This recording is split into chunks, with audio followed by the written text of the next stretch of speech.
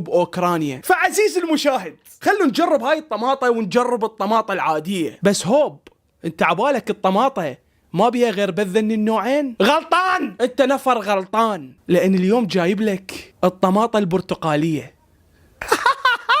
الطماطة البرتقالية، وجايب لك الطماطة الصفراء، شوفها صايرة على شكل دعبلة، وجايب لك الطماطة الحمراء الصغيرة.